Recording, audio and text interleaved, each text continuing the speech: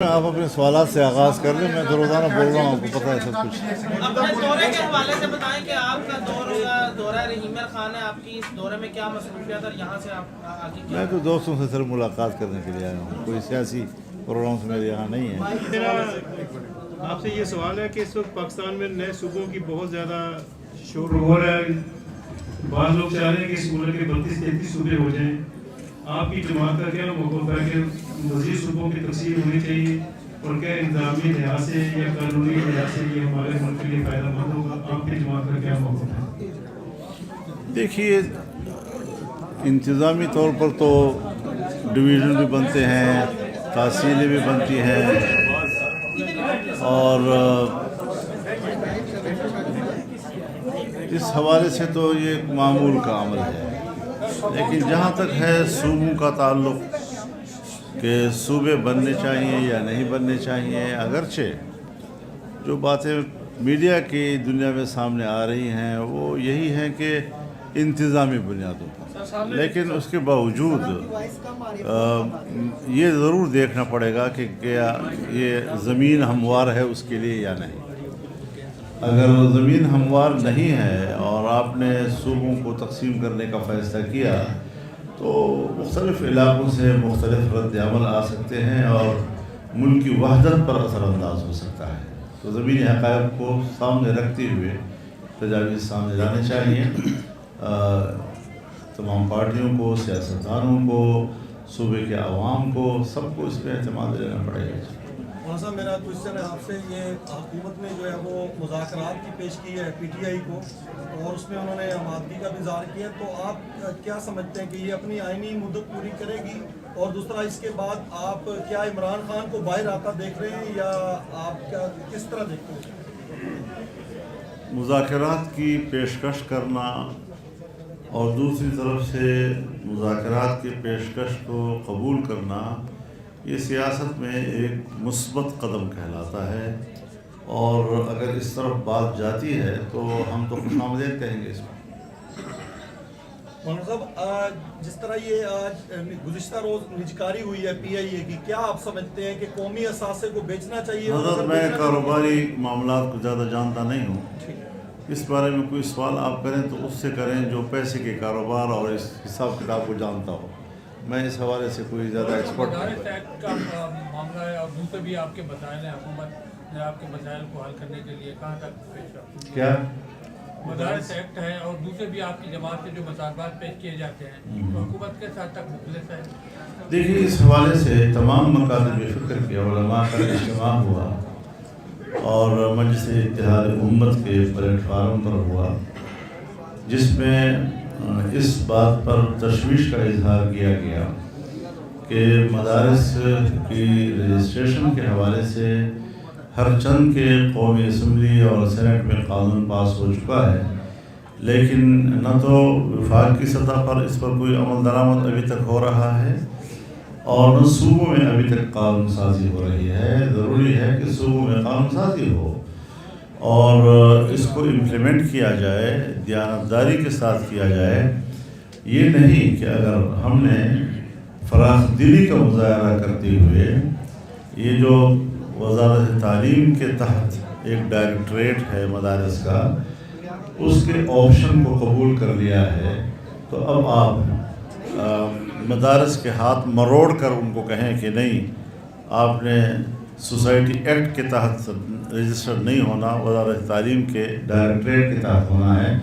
تو یہ جو انتظامیہ اور بیوروکریسی اس طرح کے علماء کرام کے اور مدارس کے محترمین کے ہاتھ مروڑتی ہے اور جبر کرتی ہے, تو ظاہر ہے کہ کہیں سے اوپر سے ان کو ایک پالیسی ملتی ہوگی, ان کو کچھ اشارے ملتے ہوں گے جو انتہائی نامناسب ہے. یہ تو مدارس ہیں, پورے ملک کے نمائندگی کرتے ہیں, تعلیمی ادارے ہیں, اور عالمی سطح پر ایک واحد دینی مدرسہ ہے جس کی رینکنگ جو ہے وہ عالمی سطح پر ٹاپ پہ ہے, اور آپ کے گاؤں محلے میں لوگوں کو تعلیم دے رہی ہے اور مفت دے رہی ہے. رفاہی ادارے ہیں, کوئی فیس نہیں لیتی, الٹا لوگوں کے صدقات عطیات کی بنیاد پر وہ مفت تعلیم دیتے ہیں, مفت رہائش دیتے ہیں, روشنی مفت ہے, پانی مفت ہے، گیس مفت ہے، اور کتاب مفت ہے، چارپائی مفت ہے، سب چیزیں ہم ان کو مہیا کرتے ہیں اور وہ یہ تعلیم حاصل کرتے ہیں. تو ریاست کی سطح پر تو اس کی حوصلہ افزائی ہونی چاہیے تھی، لیکن عالمی ایجنڈے کے دباؤ میں ہماری ریاست بھی وہ ان اداروں پر دباؤ ڈالتی ہے اور ان کی حوصلہ شکنی کرتی ہے. سر اس کے حوالے سے کیا کہتے ہیں کہ یہ آپ دیکھ رہے ہیں کہ یہ صدارتی نظام کی طرف حکومت جا رہی ہے؟ دیکھیے، صدارتی نظام پاکستان کی تاریخ میں ناکام ہو چکا ہے، اور اس کی ناکامی کے بعد باقاعدہ ملک کے اندر تحریک چلی. پھر تحریک کے نتیجے میں تمام سیاسی جماعتوں کے مذاکرات ہوئے، ایوب خان کے ساتھ ہوئے، بالغ رائے دہی کی بنیاد پر ووٹ کا حق اور پارلیمانی طرز حکومت، یہ دو مطالبات انہوں نے رکھے جو تسلیم کر لیے گئے تھے. ہرچند کہ جناب ذوالفقار علی بھٹو صدارتی طرز حکومت کے قائل تھے، لیکن جب آئین بنا تو عبوری آئین میں مخلوط نظام بن گیا کہ وفاق میں صدارتی طرز حکومت تھی اور صوبوں میں پارلیمانی طرز حکومت. لیکن جب باقاعدہ آئین بنا اور بھٹو صاحب کے پاس 2/3 اکثریت موجود تھی، لیکن اس کے باوجود انہوں نے تمام صوبوں کو اعتماد میں لے کر پارلیمانی طرز حکومت اور بالغ رائے دہی کی بنیاد پر ووٹ کا نظام قائم کیا، آئینی طور پر تحفظ دیا اس کو. تو جہاں پر اس وقت میں سب سے بڑی جماعت اور ایک مقبول لیڈر وہ حالات کو دیکھتا ہے تو فیصلہ کرتا ہے کہ نہیں، ہر چند کے پاکستان کے 23 سال یا جتنے بھی صدارتی نظام میں گزرے ہیں، لیکن اب پارلیمانی نظام لوگوں کا مطالبہ ہے، سو آئین بن چکا ہے. روز روز آئین کو کھلواڑ کیوں بنایا جاتا ہے؟ مولانا میرا آپ سے یہ سوال ہے کہ جب 26ویں آئینی ترمیم ہوئی تھی تو آپ کی جو کاوشیں تھی اس کی وجہ سے کچھ ترامیم اس میں سے نکال دی گئی تھی. اب ان میں سے کتنی ترامیم اس حکومت نے دوبارہ 27 امینڈمنٹ میں ایڈ کر دی ہے ان میں سے؟ اور دوسرا یہ ریومر ہے کہ جو پارلیمنٹ کی مدت ہے اس میں 2 سال کی ایکسٹینشن دی جا رہی ہے اس کو. اگر وہ ایسا کرتی ہے چونکہ اب ان کے پاس 2/3 میجارٹی ہوگی تو آپ کا کیا رد عمل ہوگا؟ قانون سازی اور آئین سازی میں بڑا فرق ہے. قانون میں ترمیم اور آئین میں ترمیم، اس میں بڑا فرق ہے. جتنا آپ کا دستاویز مضبوط اور مستحکم ہے، اتنا ہی اس میں رد و بدل کرنے کی شرائط بھی سخت ہوا کرتے ہیں. قرآن کریم ایک ابدی دستاویز ہے ہمارے پاس، مجال ہے کہ قیامت تک اس میں کسی ایک حرف کی تبدیلی کی بھی کسی کو اجازت نہیں. اس کے بعد حدیث کا درجہ آتا ہے تو اس میں بھی کتنے احتیاط کے ساتھ چلنا پڑتا ہے تاکہ کسی حدیث پہ زد نہ آئے، کوئی ہم اپنی طرف سے بات نہ کر لیں. اسی طرح ملکوں کے اندر جب ملی میثاق بنتے ہیں تو اس کے آئین کی صورت میں بنتے ہیں. سو آئین اس وقت ملک کے اندر متفقہ موجود ہے. اگر ہم نے 26ویں ترمیم کی تو مجھے یاد ہے کہ اس وقت بھی حکومت کو بہت جلدی تھی اور 24 گھنٹے اور 3 دن کے اندر اندر اس کو پاس کرانا چاہتے تھے، لیکن چونکہ اس وقت ان کے پاس 2/3 اکثریت موجود نہیں تھی اور جمعیت علماء اسلام کے ووٹ کی ان کو ضرورت تھی، تو 1 مہینہ 1 ہفتے تک مذاکرات چلے اور اس ڈرافٹ میں حکومت کو 34 شقوں سے دستبردار ہونا پڑا. صرف 22 شقیں رہ گئی، جس کے بعد پھر ہم نے 5 شقیں اور بڑھائیں تو 27 شقوں پر مشتمل وہ بل پاس ہو گیا.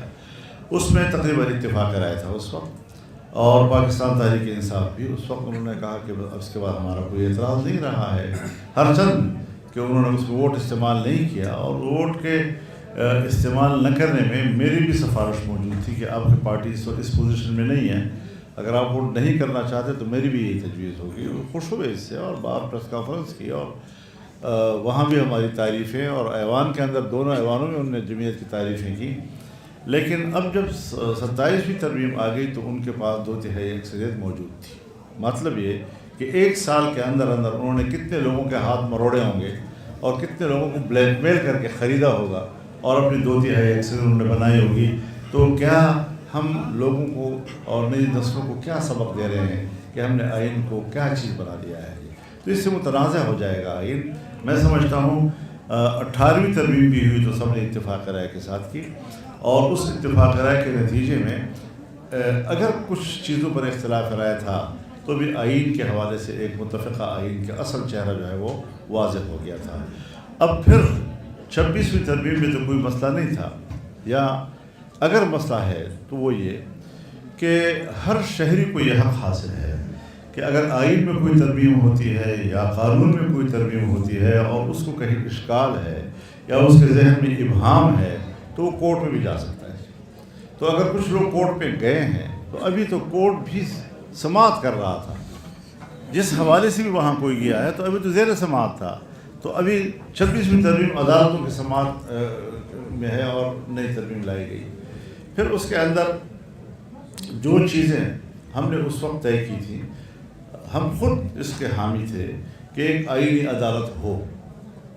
اب اس پہ ڈبیٹ ہو سکتی ہے، ہر شخص کی اپنی رائے ہو سکتی ہے. وہ کلامی ڈبیٹ ہو رہی ہے، دانشوروں میں اس پر ڈبیٹ ہو رہی ہے اور یہ ان کا حق ہے. لیکن ایک درمیانی راستہ نکالا گیا اور ایک آئینی بینچ تشکیل دیا گیا اور پھر 1 سال کے اندر اندر آپ لوگوں کے ہاتھ مروڑ کر پھر ایک نئی ترمیم لے آتے ہیں. پھر اس میں جو استثناء دی گئی ہے، اس استثناء کا کوئی اسلام میں کوئی تصور ہے؟ رسول اللہ صلی اللہ علیہ وسلم نے تو خود صحابہ کرام سے فرمایا کہ کسی کا اگر میرے اوپر کوئی قرض ہے تو وہ چکا سکتا ہے. اب کون حضور سے کہے کہ میرا تیرے اوپر قرض ہے؟ لیکن ایک صحابی نے کہا ہاں میرا قرض ہے. کیا جی؟ کہ آپ نے مجھے لاٹھی ماری تھی کمر کے اوپر اور میں نے اس کا بدلہ لینا ہے. تو آپ نے کہا ہاں آپ کا حق ہے، مجھے بھی یاد ہے میں نے آپ کو لاٹھی ماری تھی. تو کہا مارو. تو صحابی نے کہا کہ نہیں، آپ نے ننگی پیٹھ پہ مجھے مارا تھا. تو حضور نے بھی اپنی پیٹھ ننگی کی اور وہ لپک کر گیا، لپٹا اس کے ساتھ، چومتا رہا. تو اس نے کہا جی میں نے ساری چیزیں اس کے لیے کی کہ میں آپ کے جسم مبارک کو چومنا چاہتا تھا. لیکن حضور نے تو اپنے آپ کو مستثنیٰ نہیں رکھا.